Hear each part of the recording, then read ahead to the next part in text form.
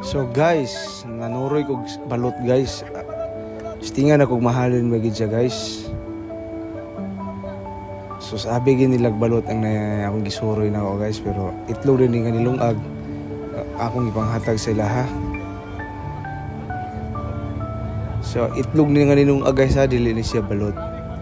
So akong ipanghatag sa ila, at least tanan gid makakaon masudlan ang tiyan. So makita gid mo guys unsa ka crisis ang nahitabo aning Barangay 17 gumikan sa sunog guys.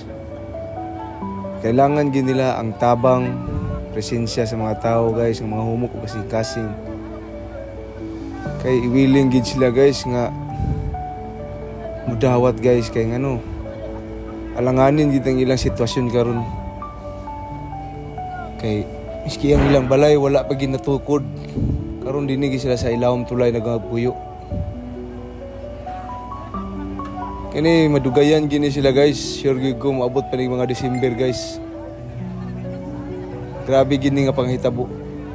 Si klase ang mga tao dinhi guys nga nag-board, trabantes kay Sano, SM, tag-iyas balay, tag-iyas boarding house, ang apektuhan gid sa tanan manghitabo.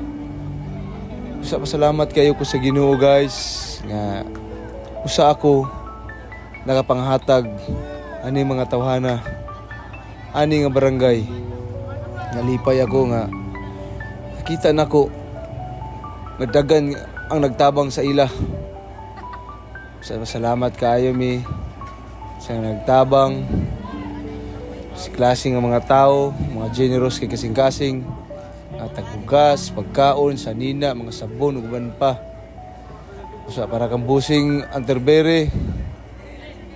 Dako kay sa iya ni nga pasalamat sa mga tao nga nagtabang sa iya. Tungod kay nakita niya ang iyang barangay, grabe gid ka crisis guys. Sa katupang mga tao nga malumog kasing-kasing diya.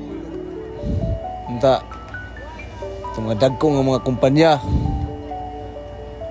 itong mga tao nga mga kawatan sa gobyerno, unta muni ninyong lantawon kung unsa ka krisis ang naitabo.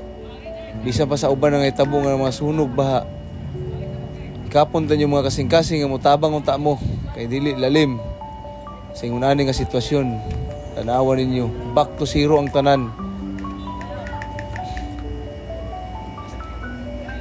Mas maayo pa guys kung makawatan kaysa masunugan. Makawatan ka, mabinlan pa man ka. Ingunahan ni guys, sus, wala na. Kita ni mo kung unsang ilang sitwasyon. Asa maligo, di nila may balaan. Samot na, doon lang umaabot na Pasko. Naingunahan ni Pajud ang ilang nahitabo sa ilang kinabuhi. Grabe kayo ni panghitabo.